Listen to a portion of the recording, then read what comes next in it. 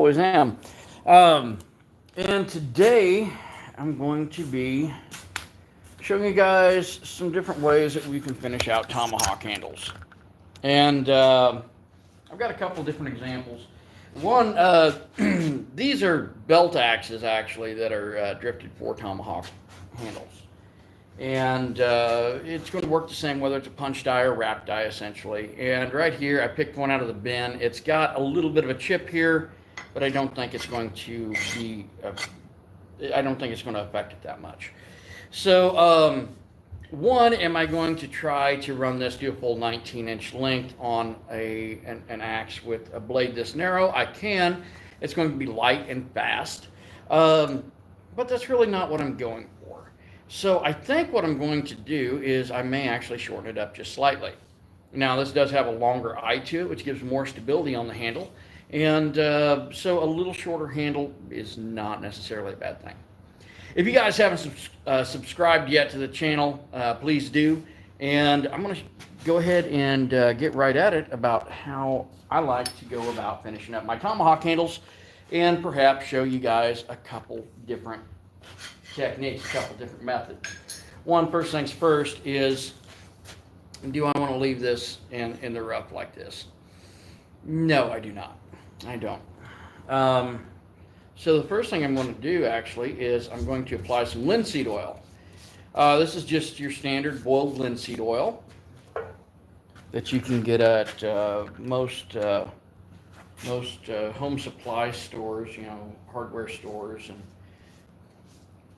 you know, Walmart and Menards and everything else. And you do want to be cautious if you do have oily rags with this on it, that it can spontaneously combust just due to heat. So don't keep oily linseed oil rags about. I am going to grab a glove and I want to go ahead and finish this out. Now I want to say already that the oil finish is going to look better than the dry finish, and as this soaks in, it's going to improve the properties of this particular handle, which is either hickory or ash. I buy these in bulk, so I couldn't tell you which one it is. That's my options, is hickory or ash. Or rather, that's what they say it's going to be. So you can see right here, I actually have a piece of wire in my hand from where I was cleaning this off the wire wheel. So always be cautious about the tools you're using. One thing I'm going to do, I'm going to go ahead, I'm going to grab a paper towel so I can wipe this down as needed. And I'm going to go ahead and fire at my forge. Now another option to using a forge would be using you could use a torch, you could use just essentially any type of open flame to darken this handle, because I want that dark handle to go along with this dark finish on that trapper's axe. Okay.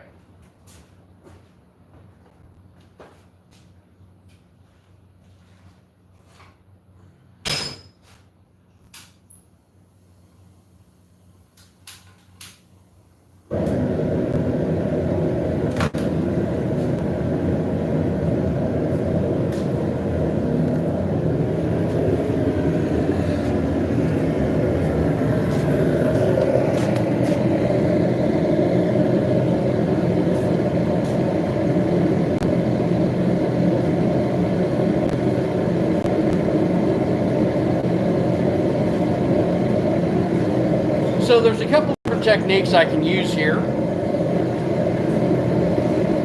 Let me get my axe, my tomahawk handle, so I can show you. And one, I can just put this inside the forge. Now, if you have any cracks in this handle, or if the handle is too dry, you can split the handle. You can open that grain up, and that's not ideal. So don't put the handle in there and just leave it there. When I do this, you may notice that it kind of foams up, and that's the oil heating, and it's also soaking into that wood. And you can do this quite a few times if you're cautious about it. You can even come out onto the outside here and just kind of pass it back and forth.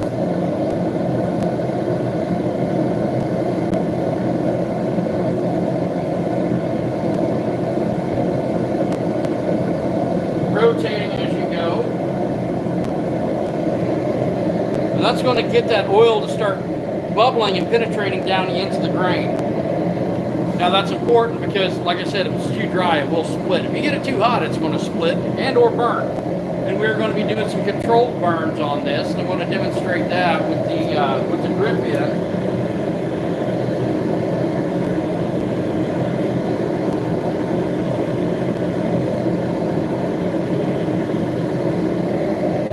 And it's starting to char and to darken just a little bit.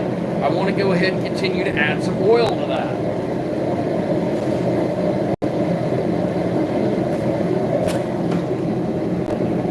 Be cautious having oil near your forge or any heat source. And I'm going to go ahead and I'm going to apply a little more. That means what's going to burn off is replenished, and what's going to soak in is replenished as well.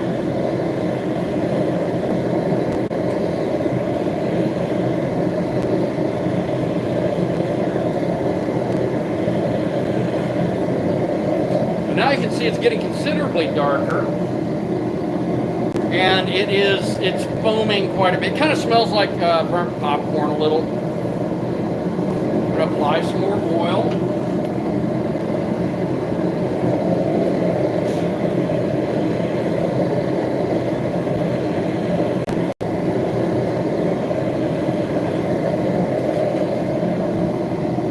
And you see how I get that burst? Essentially just where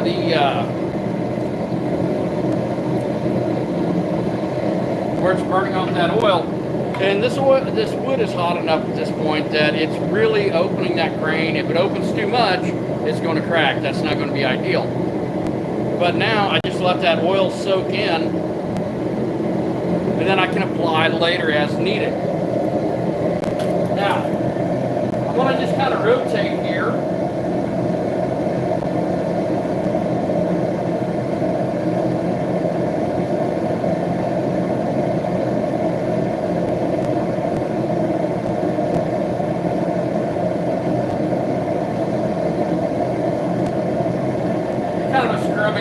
Back and forth, and I get a similar effect, okay? Once more, we don't want that handle to dry out in the process. This is going to raise the grain some, so a little bit of sanding afterwards is not a bad idea.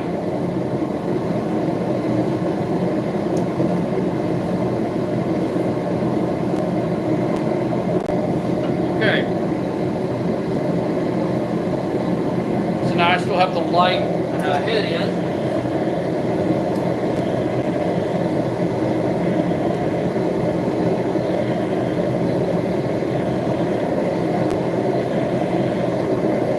And it's a quick pass in and out.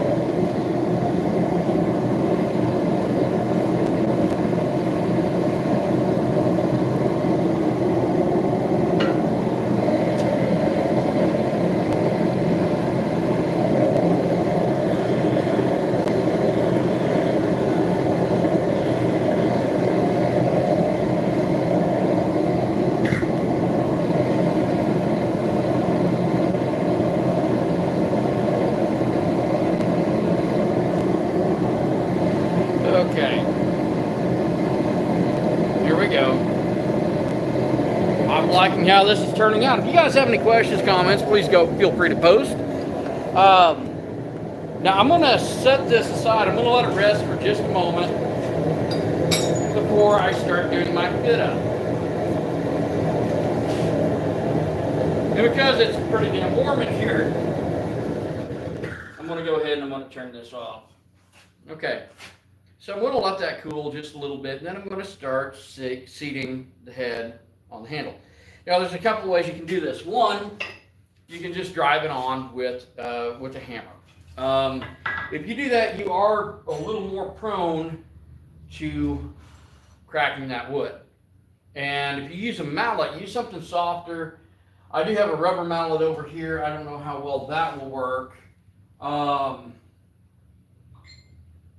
a wooden mallet works quite well. So here's a rubber mallet. All right. Just because this is quite greasy, I'm going to grab my old glove here. And make sure that you're following the right direction. This is teardrop shaped, and so is the eye here.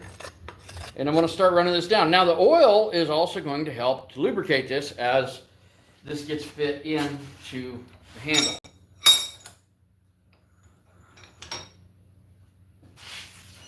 Okay. Keeping in mind that that oil can still be quite hot at this point.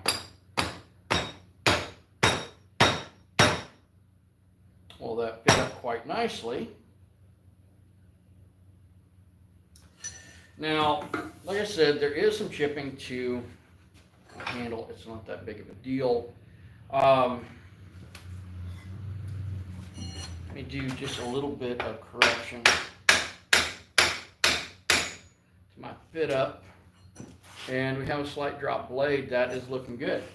Now, had this not come up as far, I would have probably trimmed that off. Now, like I said, I do have a little bit of chipping right here. It is fit on pretty decent. So what I'm going to do at this point is I'm just going to come in here and I'm going to even that out just because it's going to look better. And then I can finish it out again.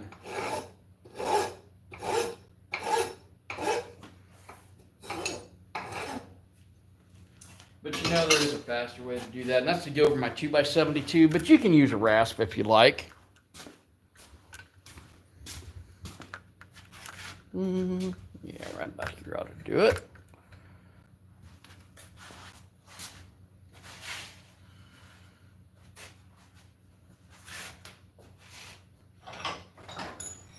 Now, when I do this, this is going to make the wood light again, so I'll go back through and darken it up.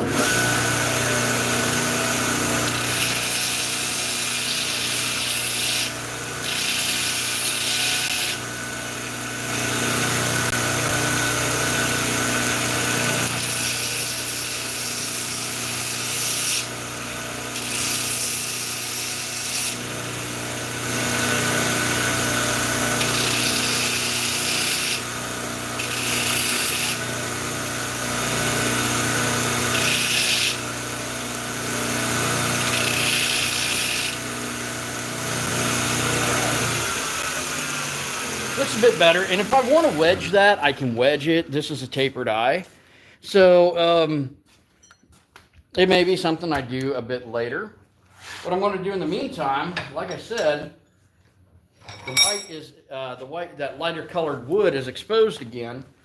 So I'm just going to come in here, and hopefully I have enough propane in my torch to do this. But one, I'm going to oil it again.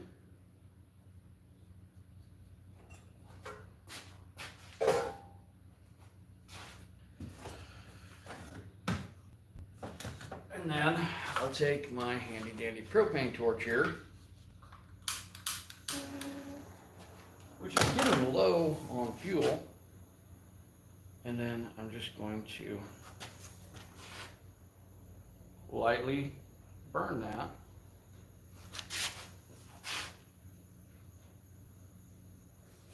Okay, there you go. Didn't take very much at all. Let me show you guys a better view of that. But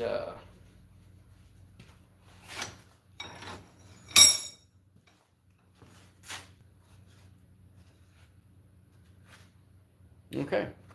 Now, something I did say was a person might want to sand this lightly, being that the grain has raised essentially. Oh, and try not to drop your tomahawk.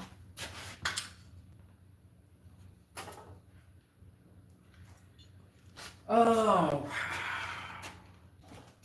here we go. So here's some worn 120 grit.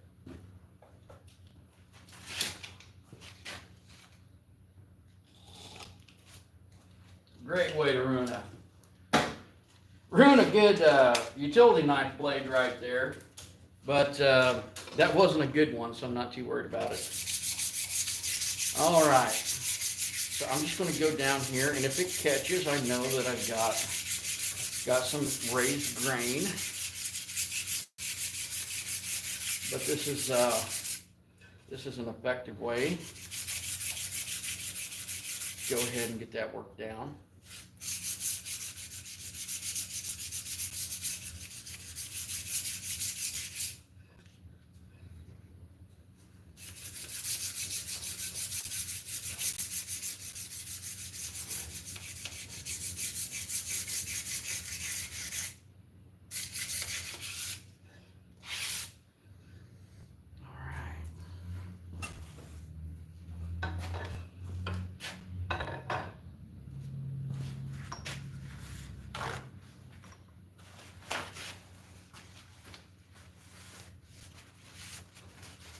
Keep in mind, you can still have rough grain. You can still have splinter that you didn't see.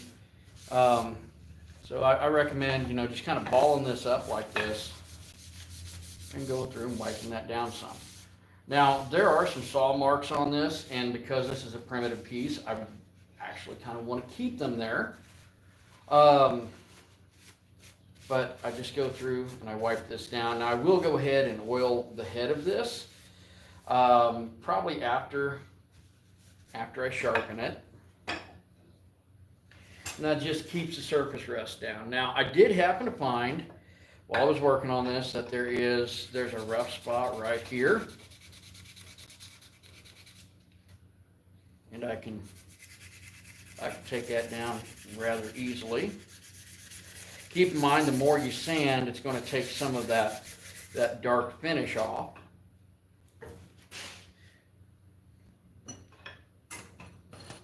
And there you have it. You got a nice little belt axe. Now, these are, I'm guessing this is probably about a 19-inch handle. If you want it shorter than that, well, ideally, you're going to cut it shorter. And I'm going to wait on that. And, of course, you're going to expose light-colored wood, and you just use the same technique that I did up here. But there's a nice, usable belt axe. It will probably, it's not sharp yet. Should I sharpen it? I should sharpen it. All right, guys. I'm going to leave the camera over here. I'm going to sharpen this real quick. I'm just going to barely grind a bevel on this, and we're going to see how it throws because it's finished. We should throw it, right?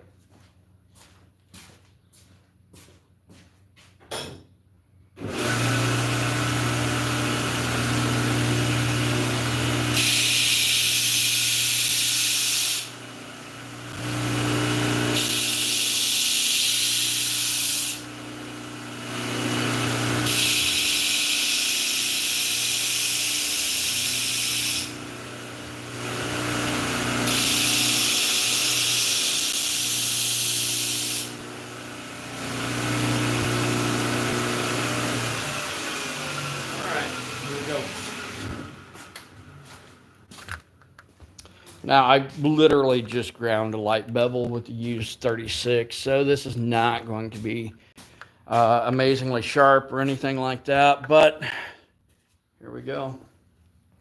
I think it works.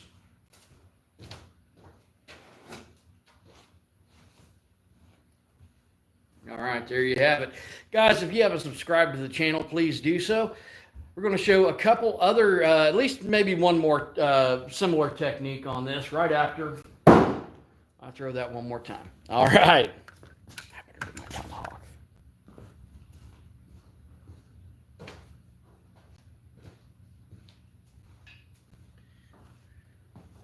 Needless to say, I like it. Okay, so when you're choosing a handle, one, you want straight grain. You want to avoid knots. If you've got drastic coloration where it looks like you got into some heartwood, you may not want that on there. It may cause some issues with your fit up. Well, here's another, and you can see that it fit on the handle pretty decent. But first things first. All right, we're live again. Apparently with the storm we had a we lost connection briefly. So what I'm going to do, I'm going to show you guys how I clean these up fairly quickly. And first thing is first, I'm going to move the camera here. I've got this locked into my vise, and it's being supported on the jaw.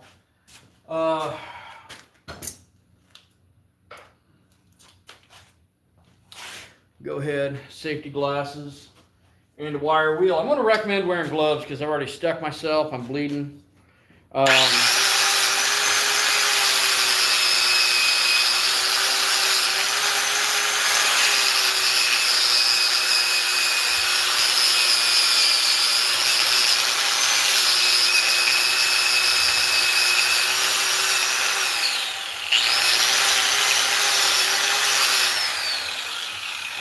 Now, you may notice I didn't take this down to the white, as some people refer it, and that's where there's no oxide or anything.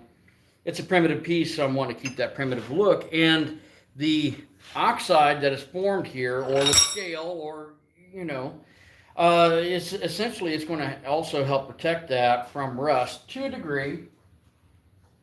So let's go ahead and do the same here. I'm just taking off that glossy surface.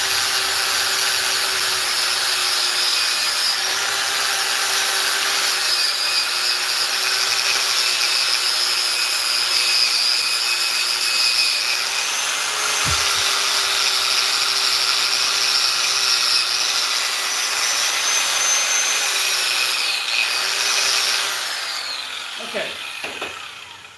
So that's taken down quite nicely, and we can compare it to the glossy, nasty coloration here. So it usually requires a little bit of repositioning. If you're going to take it down more so, you're going to want to lock it into the vise a lot tighter.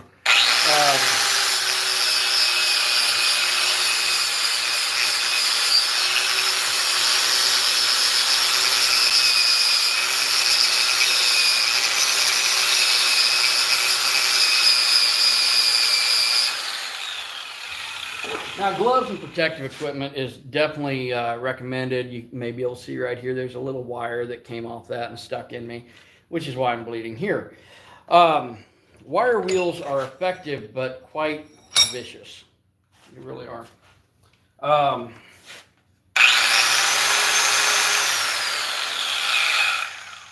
I'm going to definitely recommend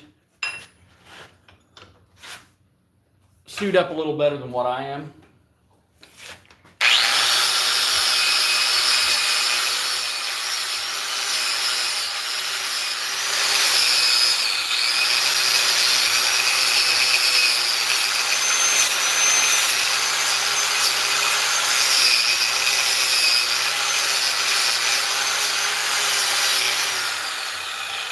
Okay. So now I have my kind of gunmetal colored tomahawk head, much like the other one that we just did. This one, the blade's a little different, a little bit wider, just maybe a little bit shorter and heavier in proportion. So I'm going to go through a similar process with this. Now, maybe you don't want to use the heat near as much. Okay, so let's work from that standpoint of I don't want to burn my handle. Okay, we can do that. So once more, I have my nasty vat of boiled linseed oil, and I want to go ahead and apply that because I still want to hydrate this extremely dry looking handle, whether it is dry or not. I think this is most likely ash by the coloration and the grain. I may be wrong. You guys feel free to comment, let me know. Not getting many comments here. Yesterday I got a lot of comments. I actually had a special person who needed a lot of attention get on and be really disrespectful. But we still got the lesson done, people. That's what matters. So I want to take this and I'm going to, as I'm doing, apply my oil. Now, I'll be totally honest, that I feel that it would be a better idea to add heat to this one. But I can also add multiple coats of oil. Now this handle is not as teardrop section, so it may require additional fitting, okay? And this is where it gets a little more interesting because you go back and forth quite a bit on it. Once more, if you haven't subscribed to the channel, please do so. Now, what I'm going to do, I still have my hammer, I still have my mallet, and I want to say that this is the narrow portion, that this eye is more oval than anything, and this is teardrop. So the oil is going to help with lubricating on the fit, as well as the finish and the integrity of the handle. So first things first, let's drive it down with the mallet and see what I'm getting. Now I've got some friction points on here that are actually holding quite well. And let me show you where that is. Now, because of the difference in the handle size, you see that there are some gaps on the side that would be filled up here. But in the teardrop cross section, I have a point here and a point here on either side that are holding pressure against the back of the eye. This is quite secure. It's a friction fit. It does not have to be perfect. It's not going anywhere. It will be fine like this. However, perhaps you want to finish yours out a little better than that. I'm going to be cautious about using a metal hammer because once more, I don't want to split my grain.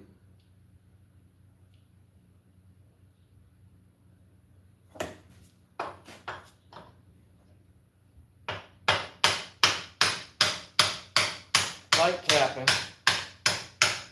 You'll notice I'm holding up by the head when I'm doing this and not doing full swing, okay?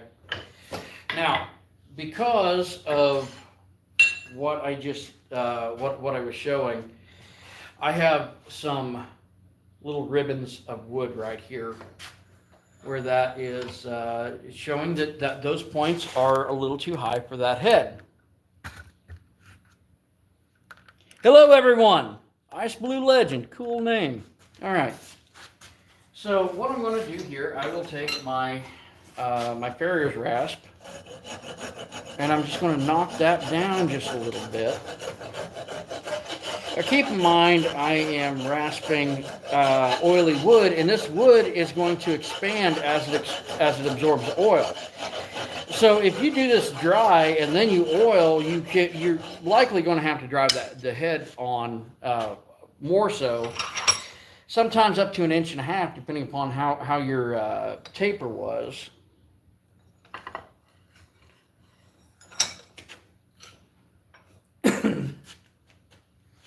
But I can see here, excuse me, here and here, there are 2 points that are quite prominent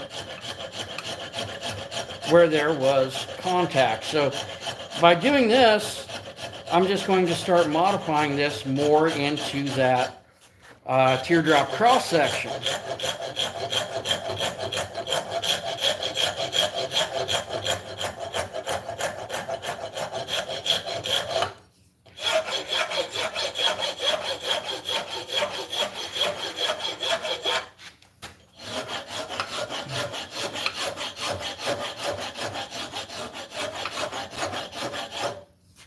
Okay, there we go, teardrop. More teardrop than it was. And it's important, try to keep relatively, try to keep it relatively straight on these. So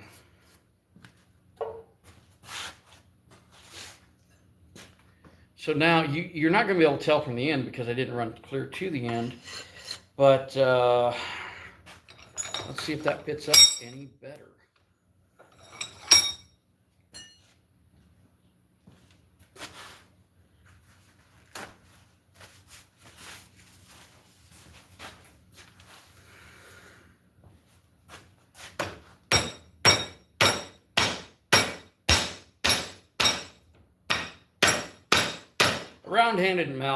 A round-handled mallet really doesn't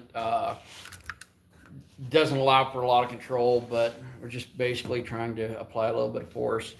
Once more, I don't recommend this, but this is something I can do, and it feels quite solid at this point.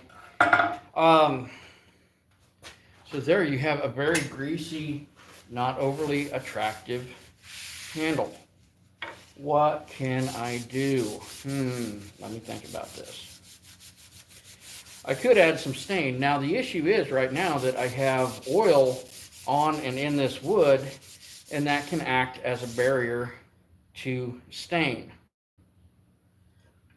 I will also note that this is slightly sway backed, which is not that big of a deal because there's a couple things I could do. One, I could heat it. I'm not too worried about it. But in this particular instance,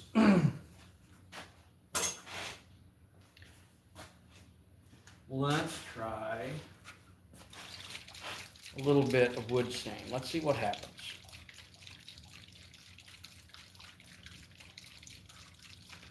This is a very technical means of mixing.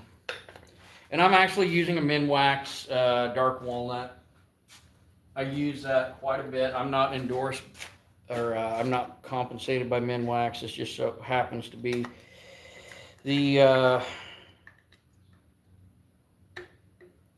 product that I found works, and I would recommend it. I don't think that I'm going to now run out of Minwax stain because everyone else goes out and buys it. And a little goes a long ways for quite a while. If it gets too gooey, you're not refinishing furniture. So I usually just recommend to add some paint thinner or mineral spirits to it and go from there. So here we go. Let's see how this works.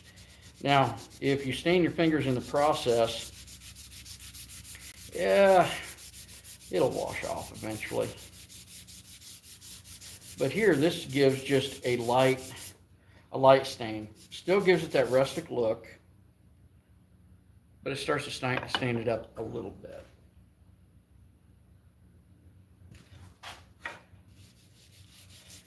So I'm going to come in here, wipe that down, keep it going.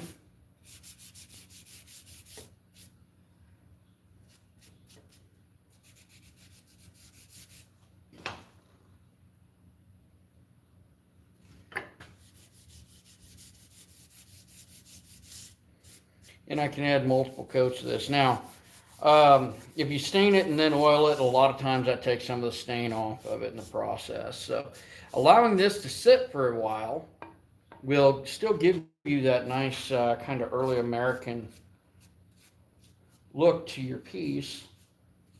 I actually prefer the heat method.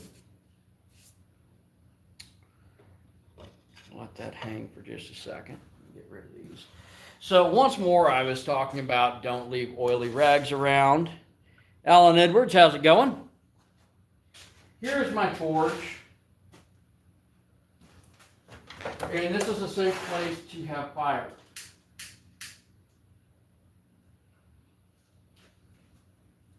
You see, this stuff apparently is rather flammable.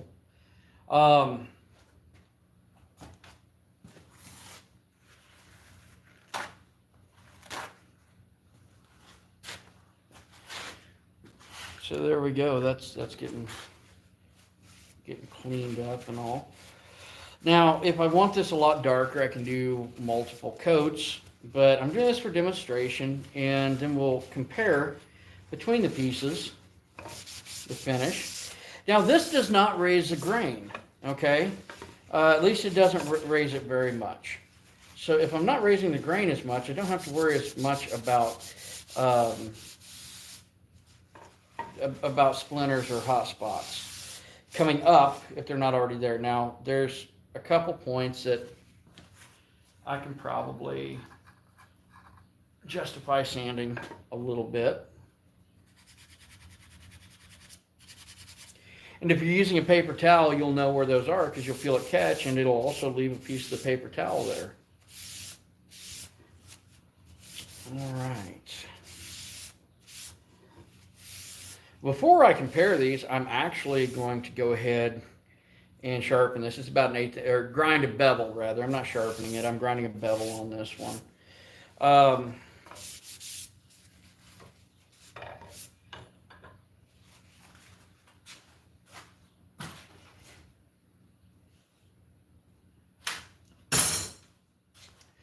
And the reason I'm going to do that is once it's done, we're going to go try it out. Okay. So there we have a nice primitive, a nice rustic, early American style trapper's axe. Guys, if you haven't subscribed yet, please do so. Now this is a very worn zirconium 36 grit that Cheyenne was cleaning up some of her handle material projects on. We're just going to go ahead and use it.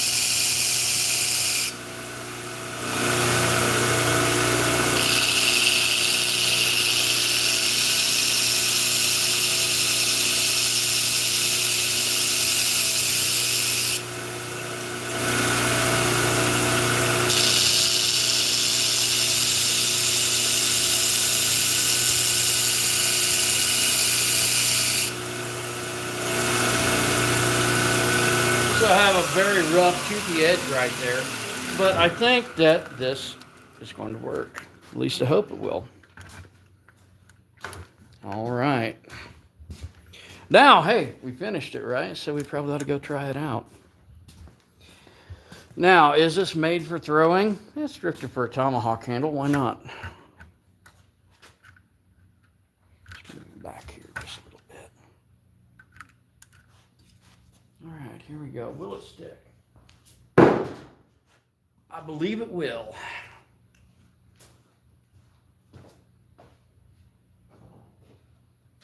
Even for a heavy blade like that, a heavy profile, that stuck rather well.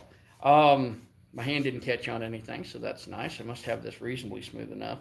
And like I said, there's a little bit of sway to that handle, but it seems to assist in that.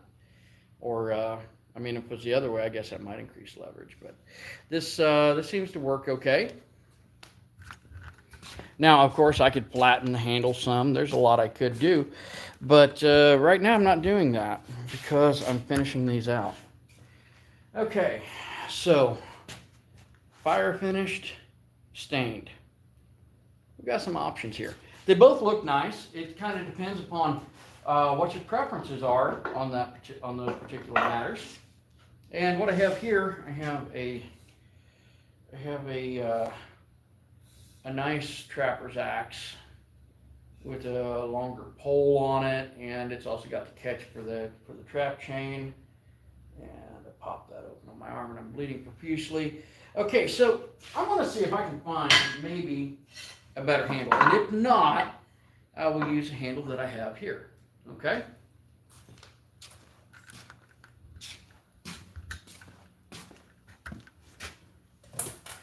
So right down here in this bin, I'll just lay this with all the Damascus for right now.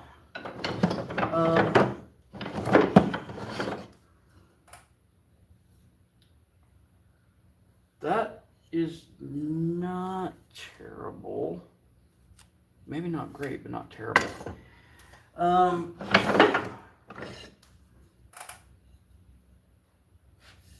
This one is maybe a bit heavier. Let's see how that. The fit up on that is pretty good, so we're actually going to go with that handle. Let me bring the other one over here.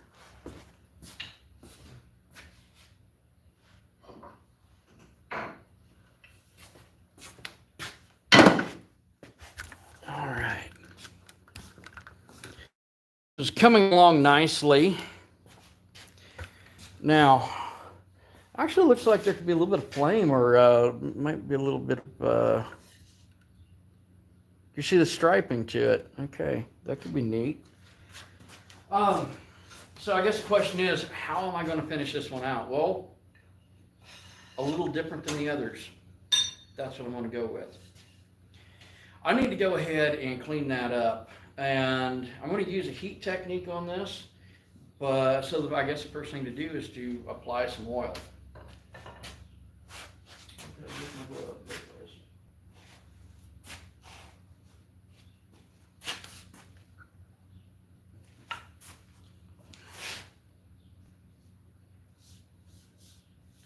So here I go. Yeah, there's definitely some striping to this handle. It's kind of cool looking, which means that adding some staining would not be a bad idea. However, I'm not going for the striping on the handle. I'm demonstrating how to do what I'm doing. Okay, so here we go. I've got the initial coating of oil here, and then I'm going to start cleaning this off. But before I do that, I need to fire up my forge again.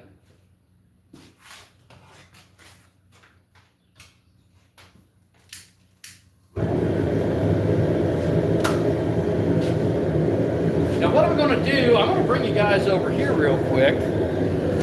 Once more, if you haven't subscribed, please do so. I have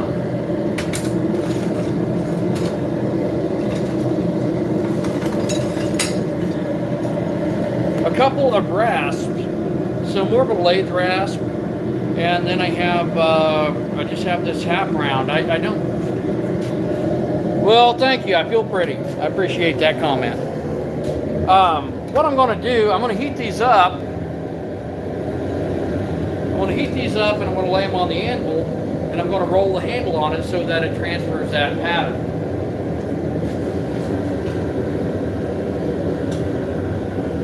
So I'm going to let these heat up while I'm cleaning this off. So just kind of stacking some work.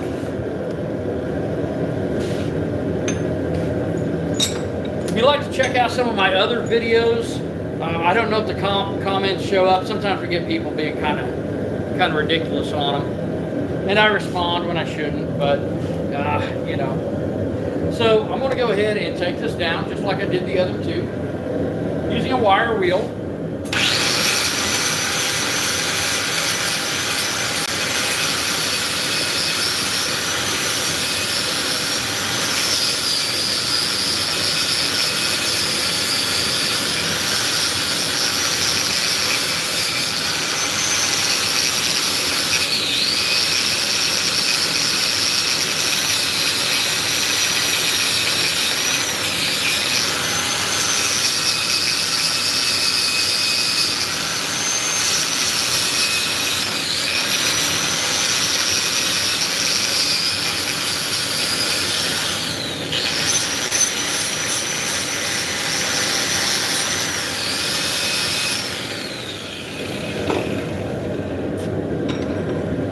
Okay, so I'm just going to show you guys real quick, before, after. I like that more gunmetal finish, and I'm going to go ahead and continue.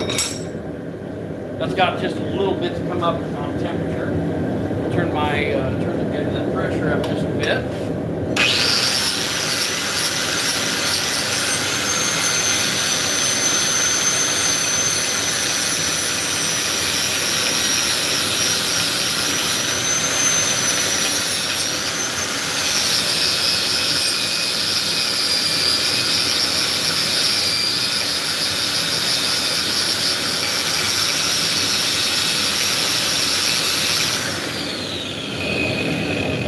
Tighten that down some.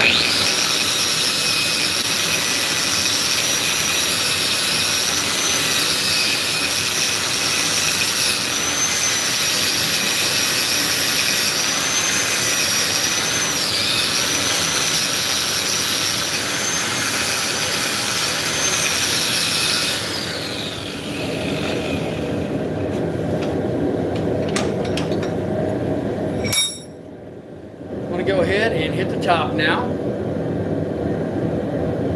Hello, Piggly Wiggly, how's it going?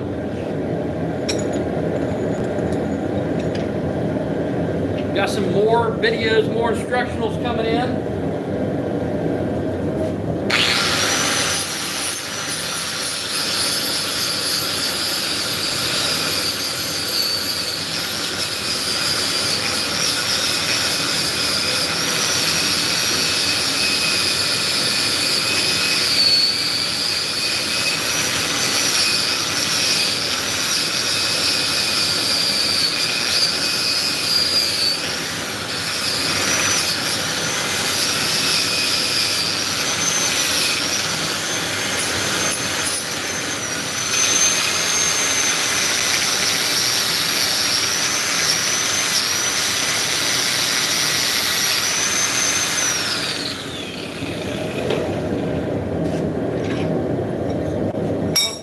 Be cautious, there's another wire stuck in me.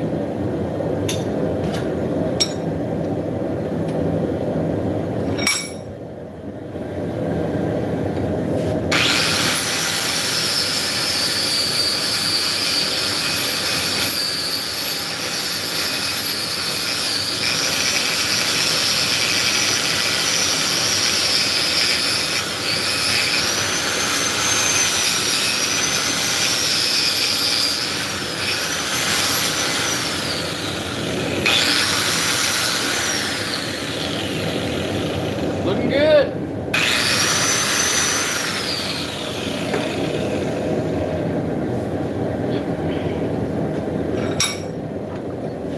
So here we go. Got a nice forged axe head. Well, today I'm doing trapper's axes and showing how to fit up handles and different means to fit those handles. Now it looks to me like my forge is up to temperature, or rather the pieces in the forge are up to temperature. So now I'm going to slide these out of the way. Grab my gloves and a pair of tongs, and I'm going to show you guys how I'm going to do this process. So first things first, the head on this is going to run up pretty close to the end. So I can finish it, or I can choose not to.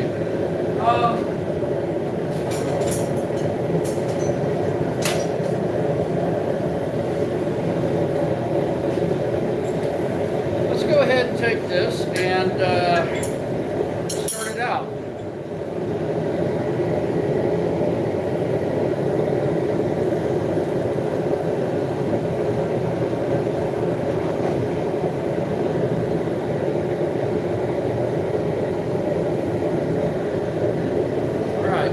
So you see how that brands? I'm going to do the same thing on this end.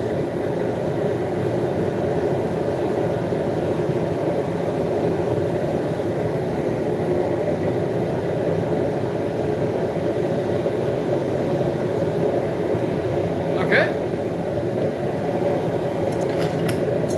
Keep in mind, I've already oiled that. Throw that in the floor.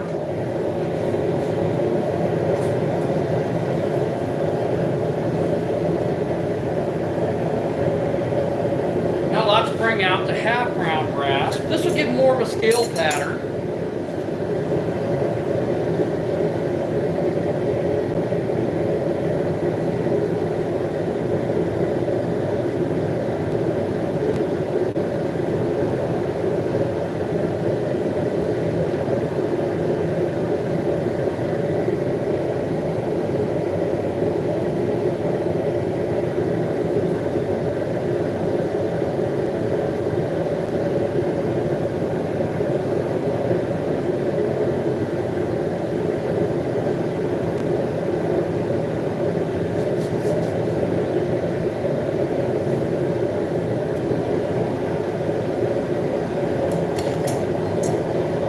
Take a little bit of time, but I think it makes a cool design.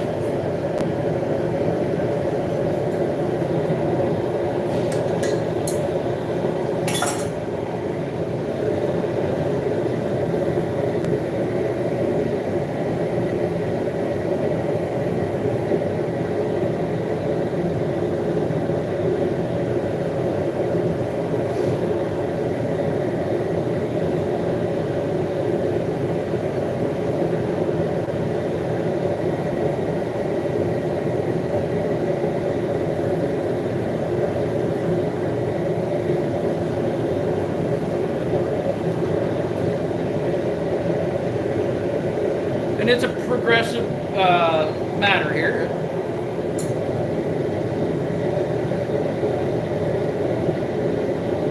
No, it does not get seated into the handle while the metal's red hot. It's after everything has been heat treated. This has been heat treated. So we've got a hard edge, we've got a hardened hammer face, and then the rest of this is relatively soft. This has also been tempered out with a quench. But you could somewhat, it would actually make for a loose fit if you did that. And then took it back off, because what's going to happen is you're going to burn away some of the material on the handle. Now, if you were shrinking a wagon tire or doing barrel rings, they do apply those while hot and then cool them, and then the metal contracts. But because I need a portion of this hardened and then drawn back on temperature, it wouldn't be conducive to do that. Interesting thought, though. I'm sure somebody has at some point.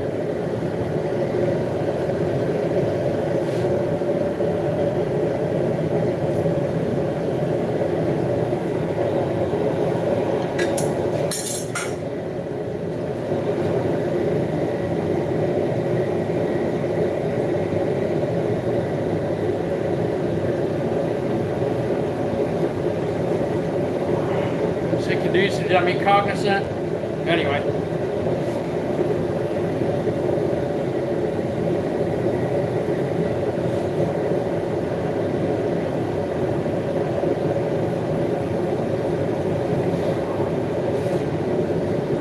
I've got two different patterns, not overly evident right now on that, but I'm going to go ahead and lay in some additional. Now, I'll be using the vise for part of this process.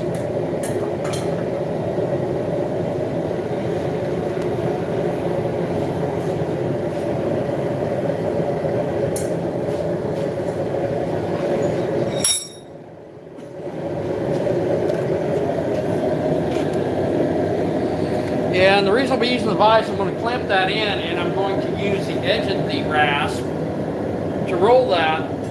And I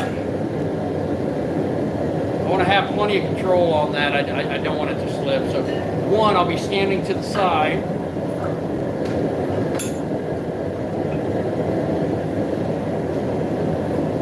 And I'm going to add some additional stripes, essentially.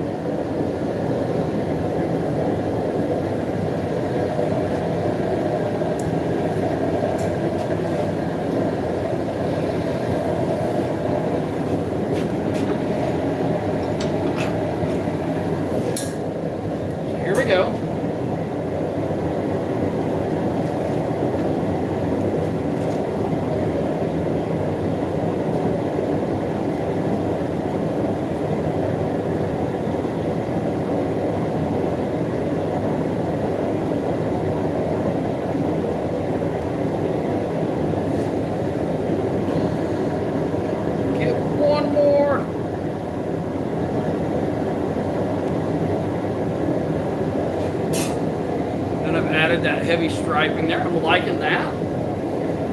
Might be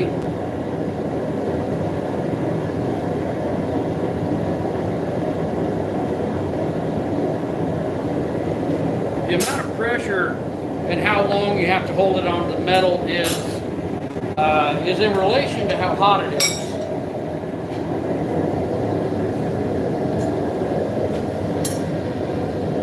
So I'm getting 3 different patterns from 2 different rasps. So this is kind of cool.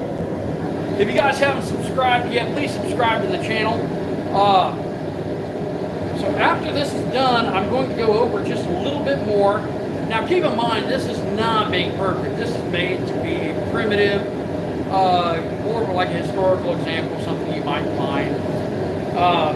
But I will be fitting this up. I will sharpen it, bevel it at least. And we're going to go in the other room and we're going to try it out at the axe range. Okay, we are just about there.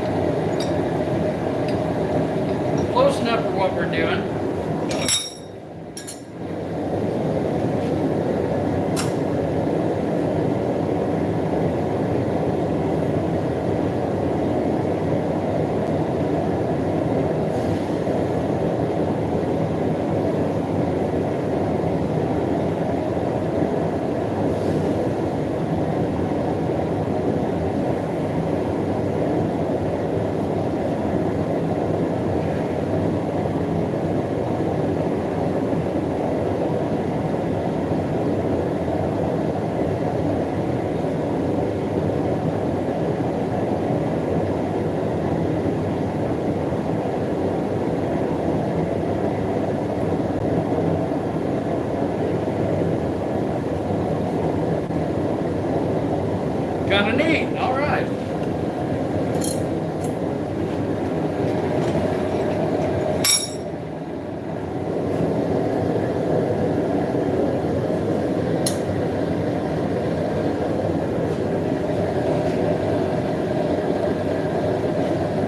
Now, I don't know. I can add more patterning into this, or I can keep it pretty simple. I think I'm actually going to stop here on the branding aspect of it.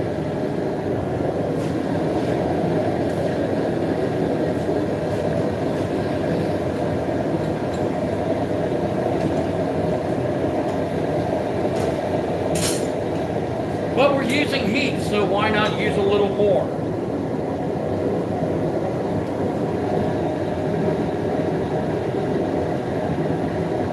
Okay, Robert Downey. Depending upon where you're located, there are actually some, there are colleges that offer blacksmithing classes. I used to teach at Kaskaskia and Centralia, at same place they did their welding. SIU, or it's SIUE, Southern Illinois University, I don't know if they still do, but they did have a blacksmithing class. I would recommend maybe something that is not a college accredited class through the ABS, American Bladesmith Society. Now we do teach here at the shop here in St. Elmo. We have forging experiences, and then we have individuals who want to learn specific techniques, and if that is something that we're comfortable with doing in the shop, then we do offer those classes up. Welding is always ideal, whether you're, I mean, if you're doing straight up traditional blacksmithing, you're a purist and you don't want to use modern equipment, I would still recommend welding because you may have to do some fabrication. I'm going to darken this up a little bit by running it in front of my forge.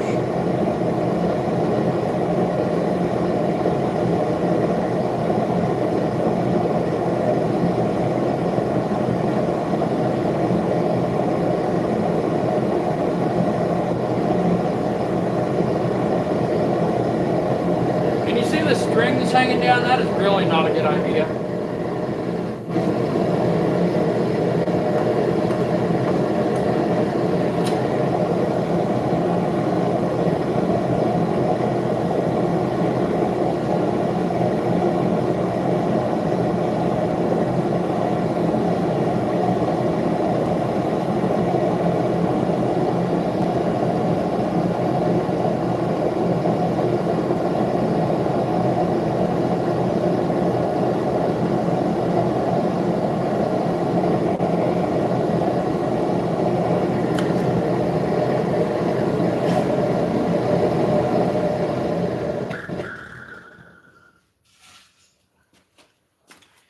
That one area is just a little bit light, but I think it's okay.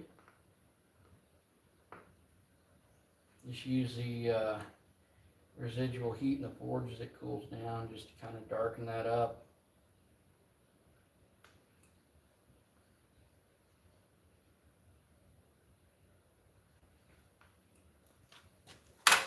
All right. I think it looks kind of neat. So also, Robert Downey, if you're still watching this part of it, metal smithing, metal work in general is quite a broad. It's kind of an umbrella term. Are you looking at architectural? Are you looking at what form of artistry are you looking at? Are you looking at gates and wall sconces? Are you looking at blades? Are you looking at tooling? There's so many. There are so many different possibilities, different options that that come up in the process. Some people are more into farrier work. I don't make horseshoes. I make things out of horseshoes, but I don't make horseshoes myself. Or rather, I don't shoe horses.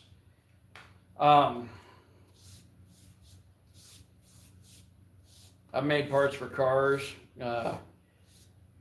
custom roadsters. I've done reproductions of historical weapons. I've done restoration on antique firearms. Done reproductions of antique firearms, all kinds of fun stuff like that. Just kind of depends on what you want to do, and of course you've always got that that matter of, well, do you want to do more than that? You know, do I just make knives? No, I also teach. Currently, I believe we're going to be scheduled September 6th and 7th in North Carolina at the Turtle Island Preserve, Eustace Conway's Turtle Island Preserve from Mountain Men on the History Channel. Cheyenne and I will be with Robbie Bowman. Robbie Bowman started Forge Memory in Pigeon Forge, Tennessee, and you can still check out his shop there. In fact, we'll be down there in October at Robbie's. But I would, you know, if you have an interest in forging and all, check out some YouTube channels. You're doing it right now. Although take it with a grain of salt. What I say may be something somebody else definitely says don't do, and vice versa. There's more than one way to get from point A to point B.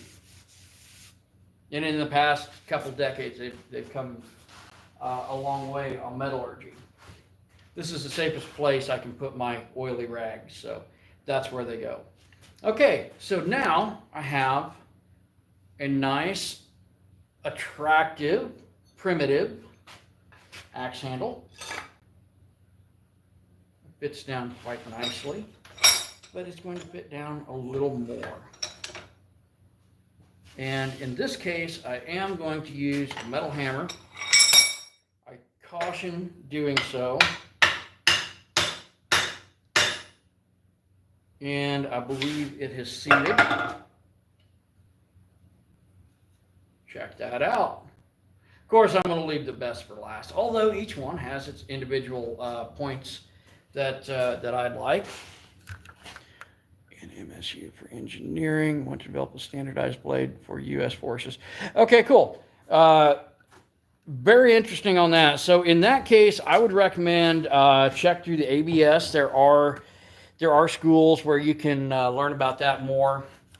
So looking at a standard blade for U.S. for a long time, I mean, you're looking at things like your K-Bar Marine Combat, which started out as a 1095 high carbon steel, short clip point, single edge. Then they added serration, and then I think went up to a 1095B.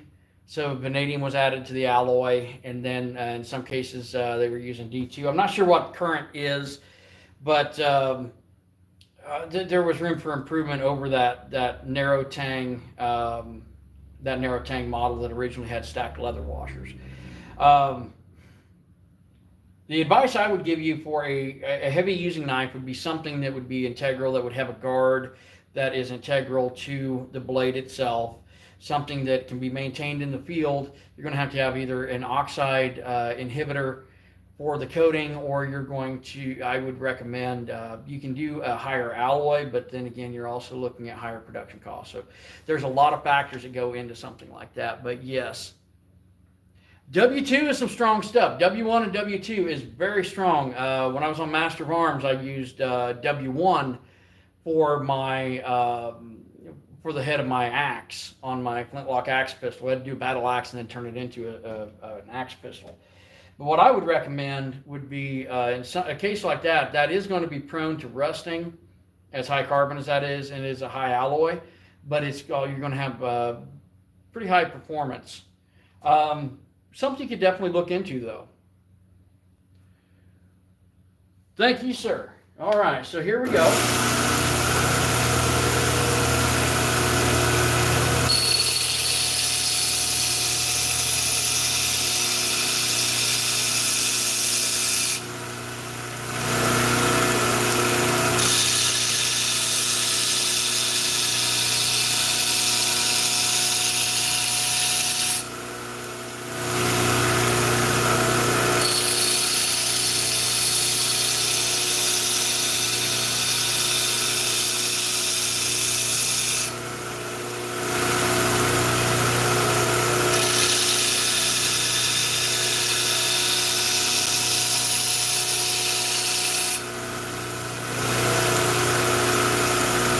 once more, very rough, cheeky bevel on that. But all I'm doing is I'm taking it over here and I'm going to throw it because, hey, when you finish it out, you should try it out, right? Strength wood, yes, absolutely. You are on the right. You're along the right lines on that. Something I would also, I don't know if you're familiar with 9260 spring steel, but you might consider looking into 9260 for its durability as well. All right, there's a lot of different steel choices. The W2 would definitely be very strong. Okay, so in that case with W2, even though it's water hardening, for a blade, definitely do oil hardening. All right, guys, here we go. Does it work? Oh, I knocked the head right off. Well, I'm going to tell you one thing. What I did right there, the biggest problem was I was a little too close. This got a longer rotation. There we go. That's got quite a bit of penetration to it as well. Okay. So there you have it. A little scuff right there I'll sand out. Well, let's go ahead and compare the three pieces. Guys, if you haven't subscribed yet, please do so. We're getting ready to wrap up the video. Be sure to check out some of my other videos. And we're going to have some with Cheyenne in just a few. So, as I said, I got a little scuff here. I'm just going to...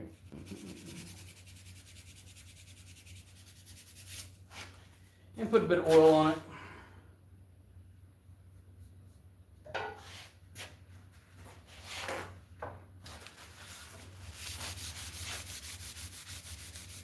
Doesn't take much to fix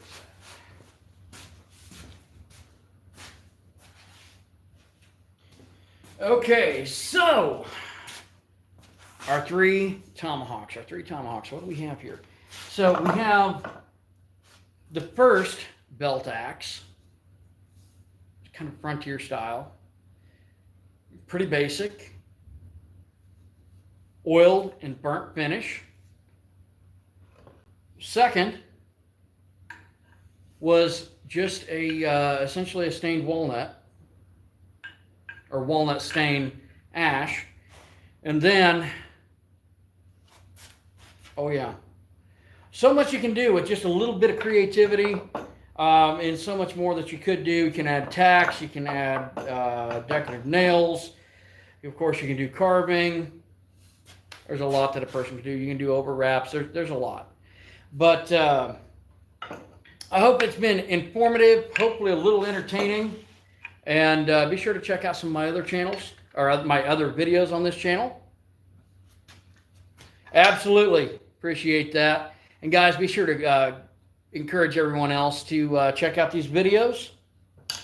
There's more to come. We'll catch you in a few.